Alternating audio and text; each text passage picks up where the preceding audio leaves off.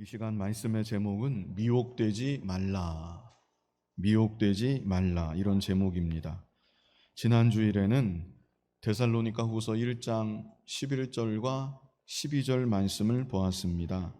이 두 절을 통해서 사도 바울이 데살로니가 교회와 성도들을 위해서 어떤 기도 제목을 가지고 기도했는지 우리가 함께 보았습니다. 사도 바울은 먼저 하나님, 저들을 부르심에 합당한 자들로 만들어 주옵소서. 당시 데살로니가 교회는 큰 핍박 가운데 있었습니다. 그런데 사도 바울은 저 핍박이 빨리 지나가게 하여 주시옵소서 이렇게 기도하지 않고 핍박을 통하여 저들이 연단을 받고 하나님의 자녀다운 모습으로, 천국 백성다운 모습으로 더욱 만들어지게 하여 주옵소서 이렇게 기도했던 것입니다. 두 번째는 저들이 모든 선을 기뻐하게 하여 주옵소서. 완전한 선은 하나님이시고 하나님의 말씀이 또한 선이라고 했습니다. 그래서 두 번째 기도는 저들의 기쁨의 동기가 하나님 되게 하시고 하나님 말씀 되게 하셔서 핍박 중에 있을지라도 주님 안에서, 진리 안에서 기뻐하며 살게 하여 주시옵소서. 세 번째는 믿음의 역사를 이루게 하여 주옵소서. 참 믿음, 생명 있는 믿음은 반드시 역사가 나타난다고 했습니다.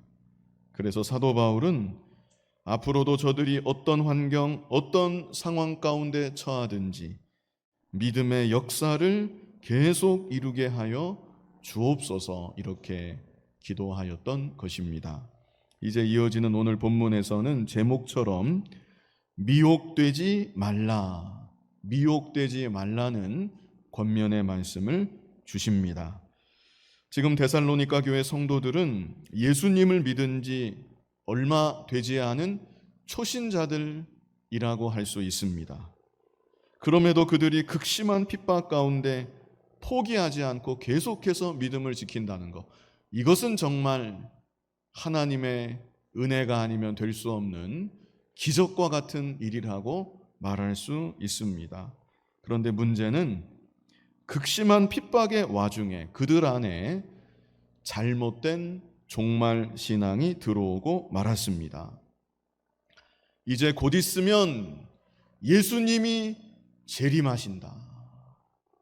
물론 예수 그리스도의 재림을 소망하고 간절히 고대하며 사는 것은 성경이 우리에게 가르쳐 주시는 바이고 지극히 건강한 신앙의 모습입니다. 그런데 문제는 그런 차원이 아니라 이제 이 세상 다 필요 없구나. 예수님이 이제 곧 오신다는데 직장이 무슨 소용이냐, 가정이 무슨 소용이냐, 그러면서 현실의 삶을 아예 도외시한다면 그것은 아주 잘못된 것이고 바른 신앙의 모습이 아닌 것입니다. 그런데 다름 아닌 데살로니가 교회 성도들 가운데 일부 성도들이 핍박이 너무 극심하니까 현실을 아예 도외시해 버리고 이제 예수님이 오실 거야, 곧 오실 거야, 예수님 곧 오실 텐데 육신에 속한 일들 다 필요 없어, 이렇게 극단적으로 나가는 일들이 있었던 것입니다. 그래서 사도 바울은 그들의 잘못된 신앙을 바로잡고 오늘날 우리들에게도 바른 종말 신앙을 확립해 주기 위해서 본문 말씀을 기록한 것입니다. 이 시간 말씀을 통해서 세상 마지막에 되어질 중요한 일들을 우리가 다시금 기억해야 되겠고요. 중요한 것은 어떤 미혹에도 흔들리지 않는 그런 우리들이 되어야 하겠습니다. 우리 본문 1절로 2절을 같이 한번 읽어보겠습니다. 형제들아, 우리가 너희에게 구하는 것은 우리 주 예수 그리스도의 강림하심과 우리가 그 앞에 모임에 관하여 영으로나 또는 말로나 또는 우리에게서 받았다는 편지로나 주의 날이 이르렀다고 해서 쉽게 마음이 흔들리거나 두려워하거나 하지 말아야 한다는 것이라. 자, 먼저 1절을 다시 보면 우리 주 예수 그리스도의 강림하심과 그랬죠. 예수 그리스도의 재림을 말하는 것입니다. 그리고 그 다음에는 우리가 그 앞에 모임에 관하여. 이것은 무슨 뜻이겠습니까? 예수 그리스도가 재림하시면 모든 성도들이 다 한자리에 모이게 되는 것입니다.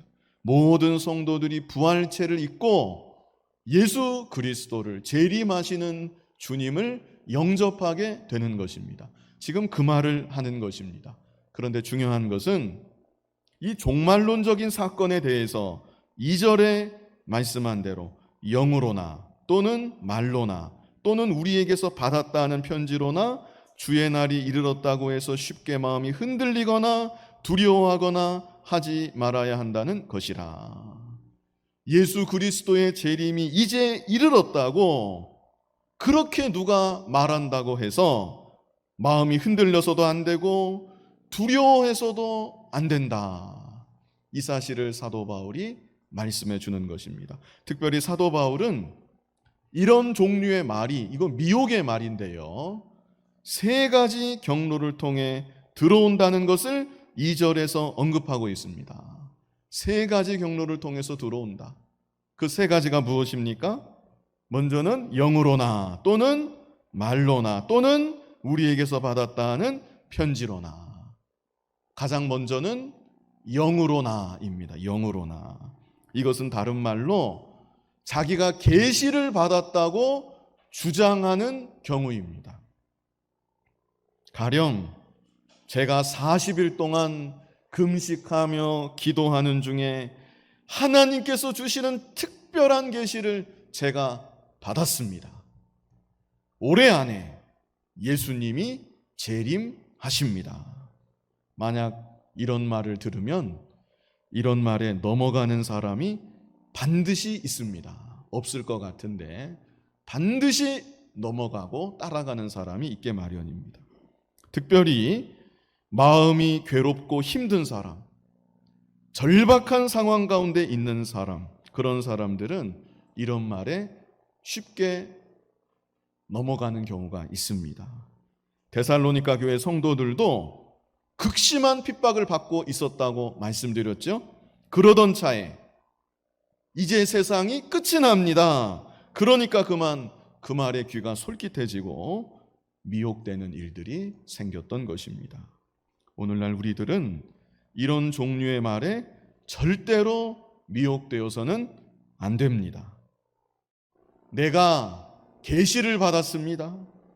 내가 하나님의 음성을 직접 들었습니다. 내가 신비한 광경을 직접 보았습니다. 이런 말들은 아예 무시하고 이런 말에는 아예 귀를 열지도 말아야 되는 것입니다. 자, 2번째 경로. 2번째는 말로나. 그렇죠? 말로나. 이것은 그냥 평범한 말로 미혹하는 경우를 말하는 것입니다. 평범한 말로 미혹을 한다. 지금 사도 바울은 데살로니가 지역에서 멀리 떠나 있습니다. 바울의 마음이야 성도들을 누구보다 사랑합니다. 교회를 누구보다 사랑합니다. 그러나 몸이 하나인지라 성도들 한 사람 한 사람 곁에 늘 가까이 있을 수는 없는 것입니다. 그런데 그러던 차에 거짓 선지자가 살며시 접근해서 관심을 주고 위하는 척하고 부드러운 말로, 이거 아주 평범한 말인데 부드러운 말로 미혹을 하면 그만 그 말에 미혹을 받는 경우가 또한 있는 것입니다. 오늘날도 이단들이 대부분 상당히 친절합니다. 사기꾼도 친절하죠. 이단도 친절합니다. 교회에 가면 그렇게 친절한 것을 잘 못 느꼈는데 이단한테 한번 어떻게 끌려서 가봤더니 너무나 친절한 것입니다. 내가 여기서는 정말 환영받고 있구나. 내가 정말 환영받는 그런 사람이구나. 내가 정말 여기서는 꼭 필요한 사람이고 내가 정말 여기서는 중요한 사람이구나, 이런 느낌이 들도록 만들어주는 것입니다. 그래서 마음이 훈훈해지면서 무장이 해제가 되고 그러다가 미혹이 되는 것이죠. 특별히 오늘날 현대인들이 마음이 다 공허합니다. 겉으로는 풍족한 것 같아도 마음이 다 공허합니다. 누구나 사랑받기 원하고 인정받기 원하고 누구나 칭찬에 목말라 있습니다. 그런데 이단들이 그런 약점을 교묘히 파고들어서 미혹을 하는 것입니다. 세 번째는 편지로나입니다. 편지로나. 오늘날도 이단 가운데 편지 써서 미혹하는 이단이 실제 있지요. 편지 받아본 분들이 아마 있을 것입니다. 그런데 여기서 말하는 편지는 그런 종류의 편지가 아니라 이 편지는 사도 바울이 직접 쓴 편지입니다. 이렇게 속이는 경우를 말하는 것입니다.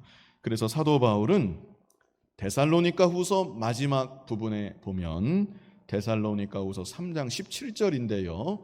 우리 같이 한번 읽어보겠습니다. 나 바울은 친필로 문안하노니 이는 편지마다 표시로서 이렇게 쓰노라. 사도 바울은 대부분의 서신서들을 대필로 쓰게 했습니다. 눈이 안 좋아서 그랬을 것이다, 이런 설이 유력합니다. 그러나 그랬을지라도 편지의 마지막 부분만큼은 이 편지는 사도 바울이 직접 쓴 것이다. 다시 말해 영감된 하나님의 말씀이다. 이것을 밝히기 위해서 내가 친필로 문안한다, 이렇게 이런 구절을 남겼던 것입니다. 여기까지 사도 바울이 세 가지 경로를 언급하면서 어떤 방식으로든지 미혹되어서는 안 된다, 이 사실을 강조한 것입니다. 오늘날 우리들 주변에도 미혹하는 무리들이 많이 있다는 것을 우리가 알아야 합니다. 내가 미혹합니다 그러면서 미혹하는 게 아니죠. 겉으로는 이 천사와 같이, 광명한 천사와 같이 자기를 가장하고 접근하는 것입니다. 온갖 수단 방법을 다 동원해서 오늘날 성도들을 미혹하는 이때가 된 것입니다. 특별히 예수님께서는 세상 마지막이 가까워지면 가까워질수록 미혹의 역사는 더욱 강하게 일어난다, 이렇게 경고하신 바 있습니다. 우리 마태복음 24장 3절을 같이 한번 먼저 읽어보겠습니다. 예수께서 감람산 위에 앉으셨을 때에 제자들이 조용히 와서 이르되 우리에게 이르소서 어느 때에 이런 일이 있겠사오며 또 주의 임하심과 세상 끝에는 무슨 징조가 있사오리까? 주의 임하심과 세상 끝에는 무슨 징조가 있사오리까? 여기에 대한 예수님의 첫 번째 답변이 4절을 같이 한번 읽어보겠습니다. 예수께서 대답하여 이르시되 너희가 사람의 미혹을 받지 않도록 주의하라. 미혹을 받지 않도록 주의하라. 이것이 가장 첫 번째 하신 말씀이었습니다. 마태복음 24장 11절에도 우리 같이 한번 읽어보겠습니다. 거짓 선지자가 많이 일어나 많은 사람을 미혹하겠으며, 거짓 선지자가 한 얼만큼 일어난다고 했습니까? 많이 일어난다. 한두 사람이 아닙니다. 많은 거짓 선지자가 말세에 일어난다는 것입니다. 그래서 몇 사람을 미혹합니까? 많은 사람을 미혹할 것이다. 우리가 이런 구절들을 마음에 잘 새겨야 합니다.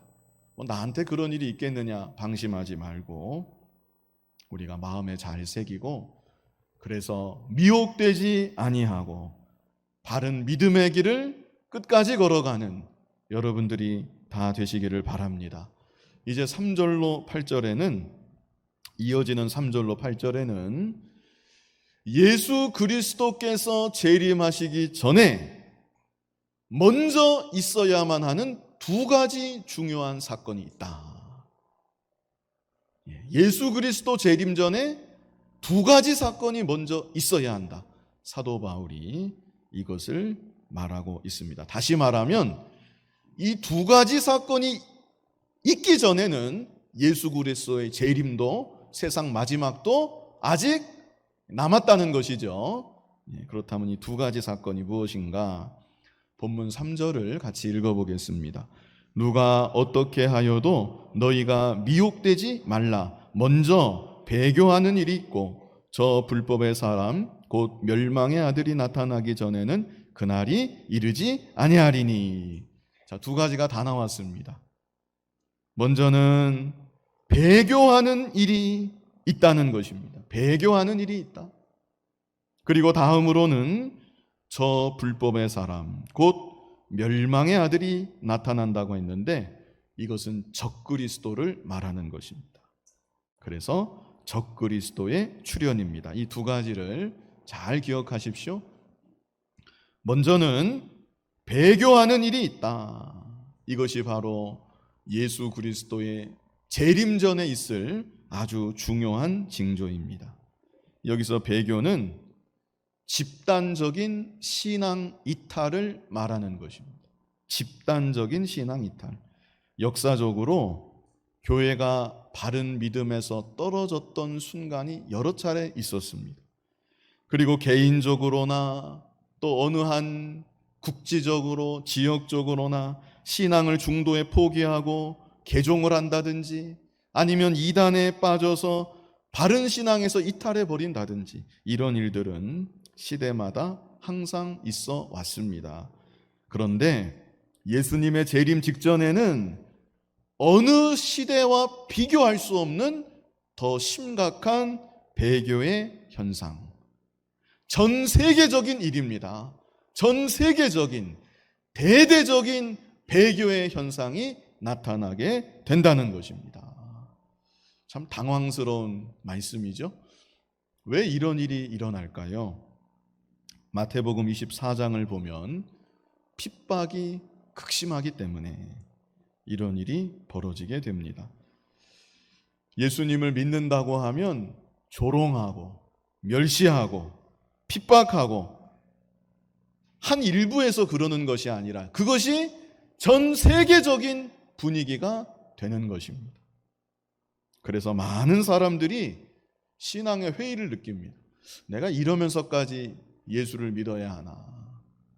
내가 이런 취급을 받으면서까지 끝까지 교회에 나가야 되나? 그래서 집단적으로 배교하는 일들이 세상 여기저기서 대대적으로 발생하게 되는 것입니다.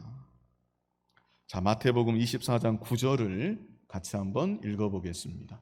그때의 사람들이 너희를 환난에 넘겨주겠으며 너희를 죽이리니 너희가 내 이름 때문에 모든 민족에게 미움을 받으리라. 우리 여러 번 읽었던 구절인데요.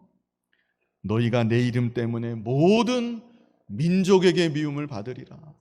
그래서 예수님이 이 동네에서 핍박하면 저 동네로 가고 저 동네에서 핍박하면 또 다른 동네로 옮기고 이렇게 말씀하신 적이 있는데 여기저기에서 동네 북처럼 핍박을 받고 미움을 받고 환난에 처하게 되는 것입니다. 그래서 이어지는 10절을 같이 한번 읽어보겠습니다. 그때에 많은 사람이 실족하게 되어 서로 잡아주고 서로 미워하게 했으며 많은 사람이 실족하게 된다 이렇게 말씀했죠. 실족만 하는 것이 아니라 서로 잡아준대요. 교회 안에서 서로가 서로를 잡아주고 서로가 서로를 미워하게 된다는 것입니다. 이런 일이 예수 그리스도의 재림 전에 먼저 있어야 한다.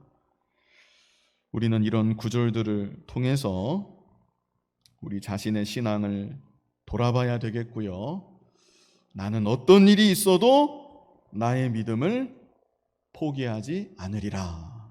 이런 소원과 결단을 가져야 합니다. 물론 우리의 의지로 이게 되는 것은 아닙니다. 우리가 무슨 힘이 있다고 핍박을 다 이길 수가 있겠습니까? 다만 우리가 하나님의 은혜를 구하고 하나님의 도우심을 구하고 나아가면 하나님께서는 반드시 감당하게 하여 주시는 것입니다. 오히려 핍박과 환난을 통해서 정금과 같은 믿음으로 더욱 빚어주시고 더 큰 상급과 영광의 길로 우리들을 인도하여 주실 것입니다. 이제 이어서 이렇게 배교하는 일이 대대적으로 벌어지고 난 후에 적그리스도가 출현하게 됩니다. 적그리스도가 나타나는 것입니다. 적그리스도. 자, 본문 4절을 같이 한번 읽어보겠습니다. 본문 4절. 그는 대적하는 자라 신이라고 불리는 모든 것과 숭배함을 받는 것에 대항하여 그 위에 자기를 높이고 하나님의 성전에 앉아 자기를 하나님이라고 내세우느니라. 자, 앞에 3절에서는 불법의 사람, 멸망의 아들이 나타난다고 했는데 여기 4절에서는 그는 대적하는 자라. 하나님을 대적한다는 뜻입니다. 하나님을 대적할 뿐 아니라 더 중요한 것은 신이라고 불리는 모든 것과 숭배함을 받는 것에 대항하여 그 모든 것 위에 자기를 높이는 것입니다. 그리고 하나님의 성전에 앉아 자기를 하나님이라고 내세우느니라. 이런 자가 나타난다는 것입니다. 역사적으로 볼 때 내가 예수다, 내가 하나님이다, 이런 정신 나간 사람들은 항상 있어 왔고, 지금 우리나라만 해도 우리 가까이 이런 이단들이 있습니다. 이런 정신 나간 이단들이 우리나라만 해도 상당히 지금 많이 있습니다. 그런데 그 어느 누구도 여기 데살로니가 후서 2장 4절에 말씀하고 있는 이 정도 인물은 아직 나타나지 않은 것입니다. 모든 것 위에 자기를 높인다. 예? 그리고 내가 하나님이다. 나에게 경배하라. 막강한 권세를 가지고 세계적인 어떤 인물, 이 최후의 적그리스도인데 이런 적그리스도가 출현하게 되는 것입니다. 그때 많은 사람들이 이 적그리스도 앞에서 굴복하게 되고 경배하는 일이 실제 생기는 것입니다. 본문 5절에는 내가 너희와 함께 있을 때에 이 일을 너희에게 말한 것을 기억하지 못하느냐. 자, 사도 바울이 석주 동안 데살로니가 교회에 말씀으로 가르쳤는데 이런 말씀까지 다 가르쳤다는 것입니다. 이런 말씀까지, 말세에 있을까지 말해준 적이 있는데 기억을 못하느냐, 사도 바울이 말하는 것이죠. 그리고 6절에는 너희는 지금 그로 하여금 그의 때에 나타나게 하려 하여, 그의 때, 나타나는 적절한 때가 있다는 것입니다. 그의 때에 나타나게 하려 하여 막는 것이 있는 것을 아나니. 만사에 다 때가 있습니다. 하나님께서 정하신 때가 되어야 최후의 적그리스도가 나타나는 것입니다. 그러나 지금은 막는 것이 있는 것을 아나니. 배후에서 하나님이 역사하시는 건데 다른 무엇인가를 통해서 최후의 적그리스도의 출현을 아직은 막고 계시다는 것입니다. 그러나 7절을 보면 불법의 비밀이 이미 활동하였으나 지금은 그것을 막는 자가 있어 그 중에서 옮겨질 때까지 하리라. 자, 불법의 비밀이 이미 활동하였다. 이것은 적그리스도가 결국 나타나기 위해서 이미 준비되고 있다. 이런 의미입니다. 결국에는 적그리스도가 출현해야 되겠는데 그 일을 위해서 세상 역사는 준비되고 있고 그 방향으로 세상 역사가 흘러가고 있다. 이 사실을 말씀하는 것입니다. 그러다가 마침내 때가 되면 막는 자가 옮겨지는 것이고, 그리고 적그리스도가, 최후의 적그리스도가 마침내 나타나게 되는 것입니다. 자, 8절을 같이 한번 읽어보겠습니다. 그때에 불법한 자가 나타나리니 주 예수께서 그 입의 기운으로 그를 죽이시고 강림하여 나타나심으로 패하시리라. 적그리스도가 마침내 나타났는데 결국에 어떻게 됩니까? 예수 그리스도가 재림하시고 적그리스도를 완전히 패하게 된다는 것입니다. 너무나 짧지요. 8절이 이게 얼마나 휙 지나갑니까? 그때의 불법한 자 적그리스도거든요. 적그리스도가 나타나리니, 그리고 바로 이어서 주 예수께서 그 입의 기운으로 그를 죽이시고 강림하여 나타나심으로 패하시리라. 이렇게 짧게 기록한 것은 금방 지나간다는 것입니다. 아셨습니까? 금방 지나간다. 항상 시험에는 기한이 있는 것입니다. 열흘 환난이라는 그런 말씀도 있는데요. 환난 핍박 긴 것 같지만 잠시 있다가 지나가는 것입니다. 그러므로 우리들은 미리부터 두려워하지 말고, 아까도 말씀드린 것처럼 감당케 하시는 줄 믿습니다. 이 믿음 가지고 나아가면 되는 것입니다. 그리고 최후 승리는 예수님께 있고, 예수님을 믿고 따르는 자에게 최후의 승리가 있고 최후의 영광이 있는 것입니다. 자, 여기까지 사도 바울이 말세의 전개 과정을 간략하게 증거한 것을 보았습니다. 먼저는 그 예수 그리스도 재림이 갑자기 그렇게 나타나는 것이 아니고, 물론 도적같이 온다는 그런 구절도 있지만 예상치 못하는 순간에 오신다는 그런 의미이고요. 예수 그리스도의 재림이 있기 전에 먼저는 배교하는 일이 있을 것이다. 대대적인 배교 현상이 전 세계적으로 나타난다. 다음으로는 적그리스도가 출현하게 된다. 아직 이 두 가지는 아직까지는 조짐이 안 보이죠. 그래서 예수 그리스도의 재림은 물론 우리가 고대하고 가까운 줄 알고 사모하며 살아야 되겠지만, 오늘날 우리들도 아직은 기한이 남아있다, 우리가 이렇게 생각해야 되는 것이죠. 그래서 사도 바울도 이 두 가지 사건이 있기 전에는 세상 마지막이 아직 오지 않은 줄 알아라. 어떤 말에도 미혹되지 말아라. 이것을 또다시 말씀하는 것입니다. 이제 마지막 세 번째로 어떤 자가 미혹이 되는가, 여기에 대한 교훈을 주십니다. 어떤 자가 미혹이 되는가. 자, 본문 9절을 보면요, 악한 자의 나타남은 사탄의 활동을 따라 모든 능력과 표적과 거짓 기적과. 그래서 이 적그리스도에게 실제 능력이 있습니다. 사탄이 주는 능력이 있으니까 자기를 그렇게 높이는 거고 경배하라고 하는 것입니다.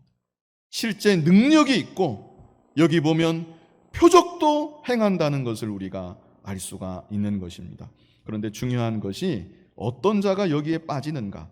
10절 상반절만 보면 불의의 모든 속임으로 멸망하는 자들에게 있으리니, 멸망하는 자들이 미혹에 빠진다는 것입니다. 멸망하는 자들. 그리고 후반절에는 이는 그들이 진리의 사랑을 받지 아니하여 구원함을 받지 못함이라. 진리의 사랑을 받지 아니하는 자들, 그런 자들이 미혹을 받는 것이고 결국 구원받지 못한다는 것입니다. 자, 11절로 12절 우리 마지막 같이 한번 읽어보겠습니다. 이러므로 하나님이 미혹의 역사를 그들에게 보내사 거짓 것을 믿게 하심은 진리를 믿지 않고 불의를 좋아하는 모든 자들로 하여금 심판을 받게 하려 하심이라. 여기 한 가지 또 중요한 게 나왔죠. 12절에 진리를 믿지 않고 불의를 좋아하는 모든 자들, 이들로 하여금 심판을 받게 하려고 미혹의 역사를 그들에게 보내신다, 이렇게 말씀하고 있는 것입니다. 다시 정리하면 어떤 자가 미혹되는가? 결국에는 멸망하는 자들, 진리의 사랑을 받지 아니하는 자들. 그런데 이들은 진리를 믿지 않고 불의를 좋아하는 자들이다, 이렇게 말씀하고 있는 것입니다. 그러므로 우리들은 진리를 확실히 믿는 자가 되어야 합니다. 확실히 믿어야 한다. 예수 그리스도가 진리이십니다. 예수 그리스도를 나의 구주로 확실히 믿고 고백하는 자가 되어야 합니다. 그리고 기록된 말씀, 신구약 66권만이 진리입니다. 우리는 기록된 말씀 외에는 진리가 없는 줄 알고 다른 어떤 것도 따라가서는 안 되는 것입니다. 그뿐 아니라 한 가지 더 말씀드리면 진리를 사랑하는 자가 또한 되어야 합니다. 진리를 사랑하는 자가 되어야 합니다. 진리가 아닌 표적을 사랑하고 능력을 사랑하면 말세에 미혹을 받기가 쉽습니다. 마태복음 24장 24절 같이 한번 읽어보겠습니다. 거짓 그리스도들과 거짓 선지자들이 일어나 큰 표적과 기사를 보여 할 수만 있으면 택하신 자들도 미혹하리라. 어떤 표적이라고 했습니까? 큰 표적이라고 그랬죠. 큰 표적을 행한대요, 말세에. 그리고 기사를 행한다고 했습니다. 실제로 요한계시록 13장 13절 같이 한번 읽어보겠습니다. 큰 이적을 행하되 심지어 사람들 앞에서 불이 하늘로부터 땅에 내려오게 하고, 이런 이적까지 행한다는 것입니다. 이런 이적을 보시면 어떻게 하시겠습니까? 예? 어떤 사람이 기도했더니 하늘에서 불이 떨어져서 계양산이 막 불타면 어떻게 하시겠습니까? 이것뿐이 아닙니다. 계시록 13장 15절 같이 한번 읽어보겠습니다.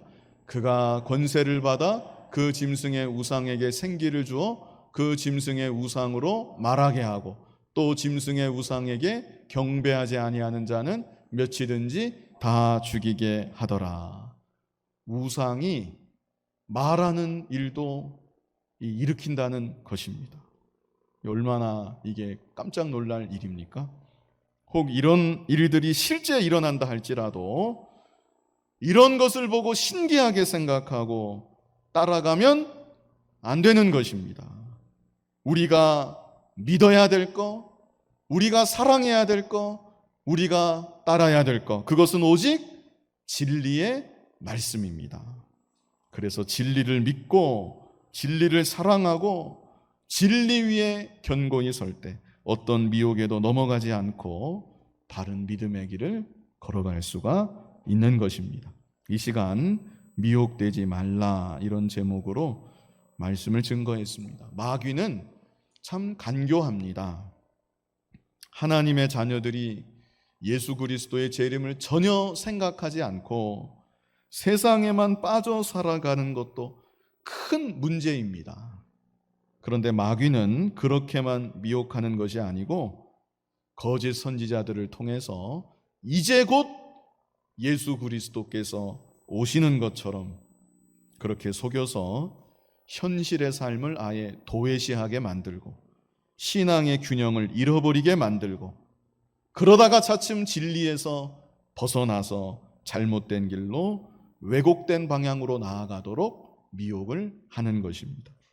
특별히 데살로니가 교회 성도들은 핍박이 극심한 가운데 영으로, 말로, 편지로 다양하게 미혹을 받았다고 했습니다. 오늘날도 마귀는 다양한 수단 방법을 동원한다는 것, 오늘날 우리 주변에서 우리들을 어떻게든지 미혹하려고 하고 있다는 것, 우리가 이 사실을 알아야 되겠고요. 그리고 예수 그리스도의 재림 전에 있을 두 가지 중요한 사건을 우리 이 시간 보았습니다. 먼저는 무슨 일이 있다고 했습니까? 배교하는 일이 있다. 대대적인 배교 현상이 나타난다는 것이죠. 그리고 나서 적그리스도가 출현한다. 마지막으로 어떤 자가 미혹되는가? 결국 멸망하는 자들, 진리의 사랑을 받지 아니하는 자들. 그런데 이들은 진리를 믿지 않고 불의를 좋아하는 자들이라고 말씀했습니다. 그러므로 우리는 진리를 반드시 믿는 자가 되어야 하겠고, 그뿐 아니라 진리를 더욱 사랑하는 자가 되고 진리만을 따라가는 자가 되어서 어떤 미혹에도 넘어가지 아니하고 바른 믿음의 길, 신앙의 정로로만 끝까지 걸어가는 우리 모두가 될 수 있기를 간절히 바랍니다. 거룩하신 아버지 하나님, 미혹의 역사가 강하게 일어나는 이때에 하나님께서 우리들을 은혜의 장중에 견고히 붙잡아 주시고 말세에 있을 환난에 대해서 두려워하지 않게 하시고 하나님께서 앞으로도 감당케 하시는 줄 믿고 오직 진리만을 사랑하며 진리만을 따라 믿음의 길을 좌로나 우로나 치우치지 않고 끝까지 잘 걸어가는 우리들 모두가 되게 하여 주시옵소서. 예수님 이름으로 기도하옵나이다. 아멘.